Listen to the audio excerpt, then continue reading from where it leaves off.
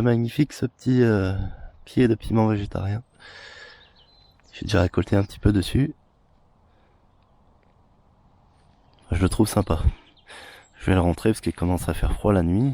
On a eu 7 degrés encore cette nuit, la nuit d'avant aussi. Donc là, il va falloir le rentrer, puis on verra ce que ça donne cet hiver.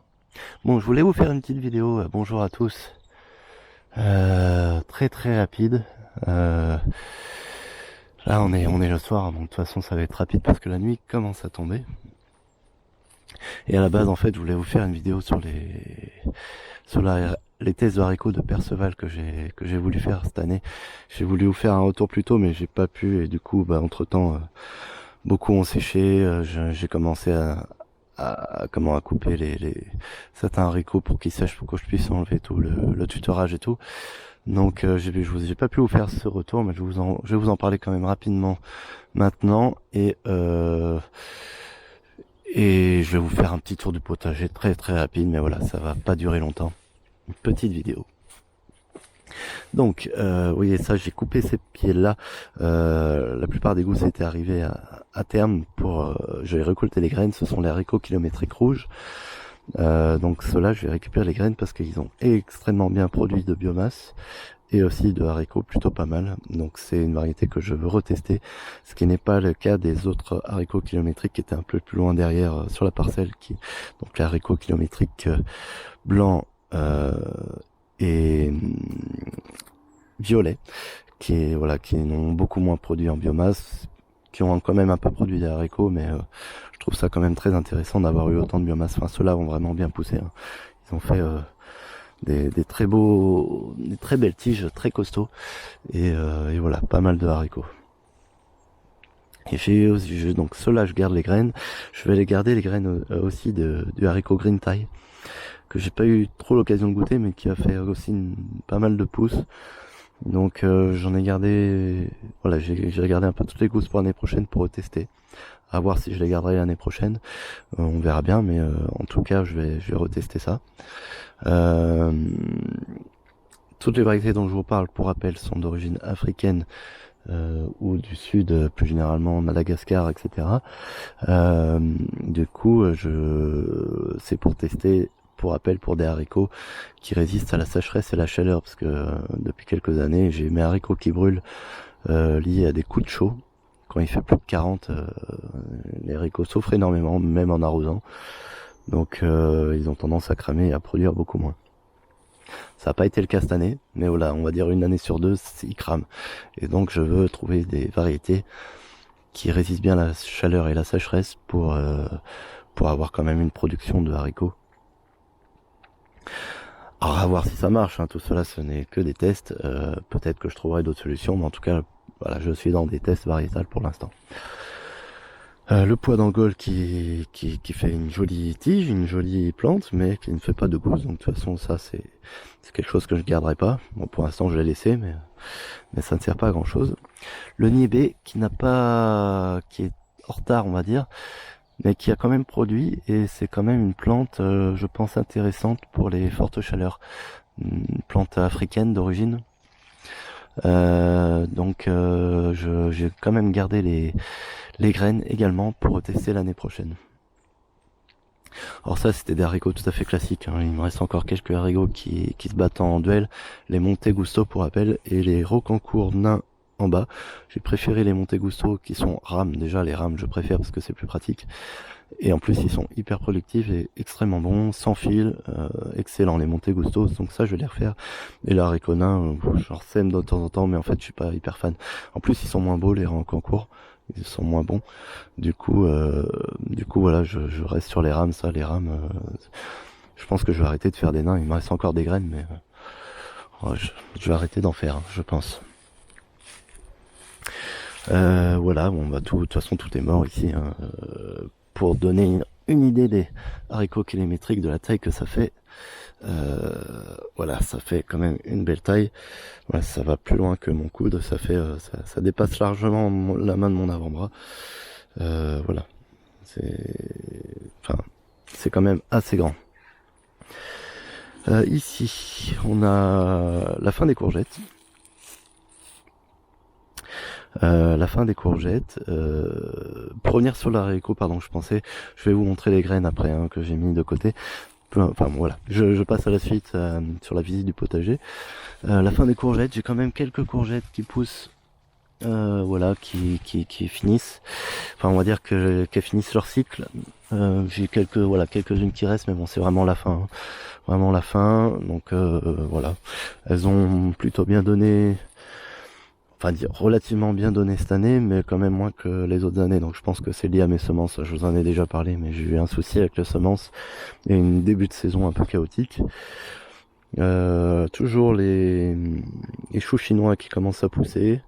Donc voilà, ça pousse tranquillement.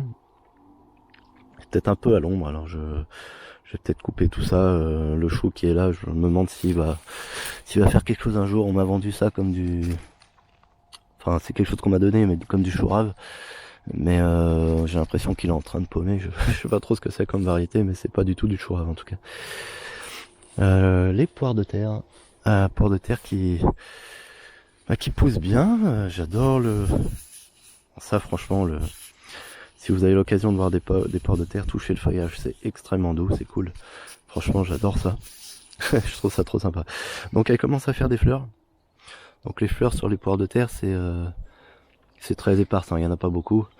C'est surtout sur les pieds les plus grands, hein, les racines les plus costauds qu'il y a des fleurs. Voilà. Bon, c'est toujours sympa, mais disons que sur la totalité, ça fait pas beaucoup de fleurs, hein. Il y a plus de feuillage que de fleurs sur les poires de terre. Mais en tout cas, voilà, elles suivent leur petit bonhomme de chemin, et puis les maladies, voilà, j'avais signalé quelques maladies sur la précédente vidéo. Ça s'est pas propagé, hein. Il y a eu juste quelques feuilles d'atteinte, rien de grave. Les betteraves que j'ai commencé à récolter, et il faut que je récolte tout d'un coup, il faut que je fasse de la conservation. Mais bon, voilà, elles sont encore là. Les aroches que j'ai coupées, j'ai laissé les tiges, les racines en terre. Les amarantes qui finissent leur cycle, certaines qui ont complètement fini, et d'autres qui sont en cours. Les carottes toujours là, à voir ce que ça donne avec cette association qui n'était pas du tout prévue. Donc on verra ça plus tard. Les patates douces toujours là. Les crônes du Japon toujours là. L'avoine qui suit son petit bonhomme de chemin. Pour rappel, il y avait là ici et toujours des adventices et l'avoine pour compléter les trous qu'il y avait. Mais sinon, je laisse ça tranquille. Les aubergines qui continuent à donner. Alors, il n'y aura pas beaucoup de production cette année, mais en tout cas, ça continue à donner. Les petites là-bas qu'on voit, c'est les Slim Jim, toutes petites. Hop.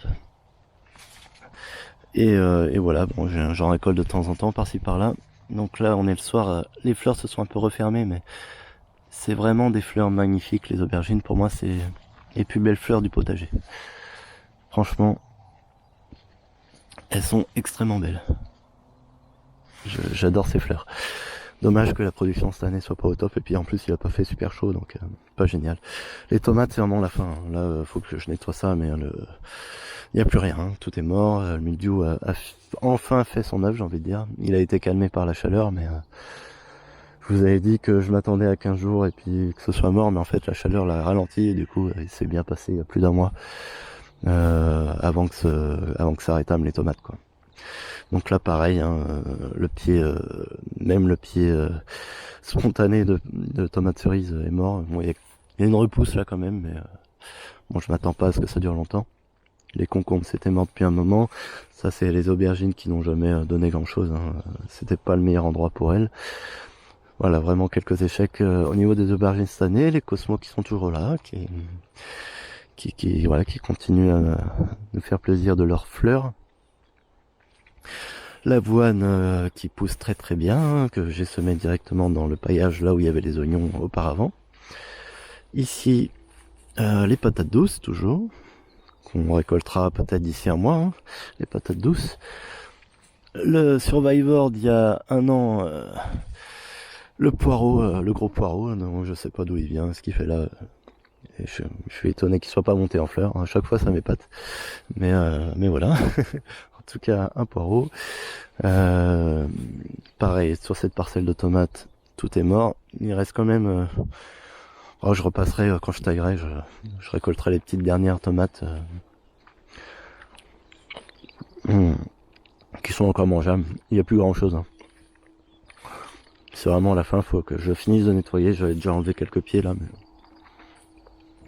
il y a quelques poireaux ici. Alors la plupart de mes poireaux sont devant la maison. J'en ai quand même mis là parce que j'avais pas la place simplement, mais pour rappel, je veux libérer un maximum de mes parcelles ici pour pour éventuellement faire quelques travaux cet hiver au potager, faire quelques petits changements. Donc je sais pas encore comment ça va être, ni si je vais faire ces changements, mais voilà, en tout cas, je veux pouvoir me permettre de faire des modifications. Et oui, enfin c'est sûr que je vais faire quelques modifications, mais je sais pas où, comment encore. Même si c'est pas grand chose, il y a des choses qui vont bouger. Donc je veux avoir les mains libres entre guillemets, avoir la place de travailler. Donc il y a plus grand chose. Il y avait des choux raves ici, mais il y a plus grand chose. Ici, les blettes qui reprennent bien, hein, elles refont leur feuillage. Là, celle qui est venue en graines, les glomérules sont complètement sèches. Alors pour rappel, les glomérules, c'est un amas de graines agglomérées, d'où le nom glomérule. Donc il y a plusieurs graines dans une glomérule. Donc hop, je sème ça là. Je vais couper ça, je vais ressemer un peu partout et vous voyez, celle qui est montée en graines et refait ses pousses. Donc faut que je la taille, faut que je ressème ça. Et pareil, j'ai jeté la roche un petit peu partout là-dedans. Le but, on va dire, de cette zone, c'est juste que je m'en occupe pas trop, donc c'est un petit peu à l'arrache entre guillemets. Mais bon, ça produit hein, quand même. Je sais pas si la roche repoussera là-dedans, mais à mon avis, vu que c'est une plante qui pousse bien, ça va repousser. Et voilà, donc une récolte sans faire trop de choses. Donc voilà, des récoltes sans rien faire, moi ça me plaît. Et puis les blettes, de toute façon on court pas après, on en mange que de temps en temps. Mes parents aiment bien aussi, donc c'est pour ça ils se servent là-dedans. Et voilà, c'est très bien comme ça. Les patates douces, pareil, hein, avec des jolies fleurs, par-ci par-là. Toc. Et on arrive là au niveau des tomates qui, pareil, sont... Voilà, il n'y a plus grand-chose, il n'y a plus rien du tout, même, quasiment. Là, le chou, faut pas faire attention parce que ça a été cueilli, il n'y a plus rien. Ça, c'est un souci que j'ai implanté, j'ai mis des soucis il y a 2 ans. Et c'est très résistant. J'avais bâché ici pour les tuer parce que j'arrivais pas à m'en débarrasser. J'ai bâché tout un hiver et pourtant il y en a qui repoussent quand même. Donc sur le bord de la parcelle, c'était peut-être mal bâché. Mais voilà. Hein. Donc si vous voulez des plantes qui poussent très bien, des fleurs qui poussent très bien au potager, mettez des soucis et vous aurez des soucis. Voilà. En tout cas c'est très joli, c'est sympa, mais c'est peut-être un peu envahissant quoi. Alors ici il n'y a pas grand chose à voir. Hein. Là c'est ici que j'ai ramassé les maïs. Alors, voilà, la parcelle n'a pas bougé pour l'instant. C'est que du résidu de maïs. Les patates, ça commence à m'inquiéter, c'est un grand mot, mais en tout cas, va falloir que j'attende le gel pour pouvoir les ramasser, parce qu'elles refont du feuillage. C'est increvable, hein. Moi ça m'épate. Donc c'est bien, et en même temps, la culture est quand même longue, hein, donc c'est un petit peu trop long, quoi. Si on veut implanter quelque chose derrière, c'est un petit peu embêtant quand même. Mais bon, en même temps, ça produit, hein, on va pas se plaindre. Les choux qui donnent bien, hein, qui poussent bien. J'ai eu quelques pertes quand même, donc j'en ai replanté entre temps. Mangé sûrement par des gastéropodes quand il a plu, hein, mais voilà. En tout cas, avec cette arrière-saison, ça a bien repris. Il a fait quand même chaud là. Un été indien cette année, c'est fou. Quelques ratés quand même. J'ai fait un semis ici de navets d'un vieux paquet, il n'y a rien qu'à pris. Donc il faut que je recommence. Et de l'autre côté, pareil, des ratés aussi, pas pour les mêmes raisons. Donc en fait, sur 3 lignes, alors j'avais fait des épinards, si vous vous rappelez, qui ont subi la sécheresse de début septembre. Je pensais pas qu'il allait faire si chaud, et j'ai pas arrosé, du coup, ils ont levé, et pouf, ils ont tous cramé. Ils ont pas du tout aimé, et là, sauf au milieu, du coup j'ai gardé quand même ceux du milieu qui étaient plutôt qui avaient bien poussé quand même, qui avaient bien résisté, donc ça me fait un petit peu d'épinards. Mais bon, ça fait pas grand chose. Et j'avais semé du navet. Et ce que je comprends pas, c'est que là, sur cette ligne-là, bon, ça a bien levé, mais c'est quand même assez éparse. Donc je vais devoir sursemer. Pareil ici. Mais là, par contre, je sais pas ce que j'ai. Je devais être encore bourré, hein, je sais pas. Alors je ne bois pas. Je rigole. Mais surtout, si vous êtes en train de regarder cette vidéo avec vos petites bières, bah, hein, toujours avec modération, bien sûr. Bref, tout ça pour dire que normalement, ça aurait dû faire ce résultat-là partout. Comme ça me fait pas trop de désherbage. Et j'ai plus qu'à prendre les meilleurs plants pour voilà, quand je veux les séparer. Et puis éventuellement manger les petits navets. Et ça aurait dû faire ça partout. Et je sais pas pourquoi c'est plus épars ici. J'ai dû désherber, voilà. Bon, c'est un peu curieux, donc je vais devoir sursemer. Et ici, j'avais mis de la salade, mais rien à lever. Je pense que mes paquets sont... J'avais 2 vieux paquets en fait qui traînaient. J'ai eu quelques petites salades ici, mais sinon rien du tout. Donc voilà, je pense que les paquets sont morts. Je vais devoir recommencer aussi. Donc voilà, des semis d'hiver sur lequel j'ai quelques déboires, on va dire. Mais bon, c'est pas bien grave. Je vais recommencer avec le temps qu'il fait. Ça devrait quand même marcher, même si j'ai un peu plus tard. Certaines plantes vont être en décalé, j'aurais certains navets plus tôt que d'autres, mais c'est pas grave, tant mieux. Et puis les courges qui me restent, alors j'ai déjà commencé à récolter, bien, si vous avez vu la vidéo précédente, vous avez dû voir. Mais il me reste quand même tout ça, il m'en reste quand même pas mal. Voilà, on arrive au fond, à la fin de la vidéo, il commence à faire nuit. Donc moi j'aime rentrer, puis je vous souhaite une belle soirée si vous êtes comme moi le soir, ou une bonne journée. Oui, bah, je vous ai pas montré les semences aussi. Hop. Donc ça c'est le green tie. Ça fait des jolies graines comme ça. C'est assez joli comme graine. Ça c'est le niébé. Qui fait voilà des graines de haricots qui ressemblent à des graines de haricots, j'ai envie de dire. Et ça en dessous. C'est en cours de séchage tout ça. Tout ça.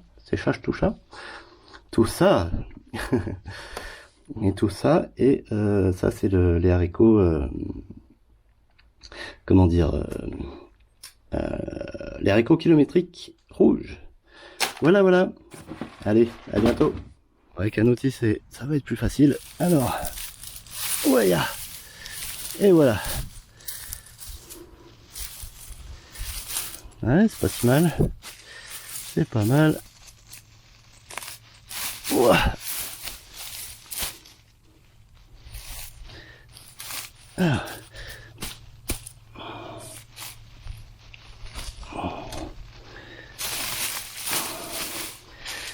Voilà. Je vous parle de cette variété dans une prochaine vidéo.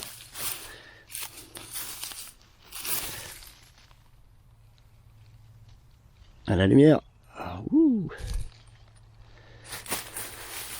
Celle-là est pas mal, elle est costaud. Allez, à bientôt.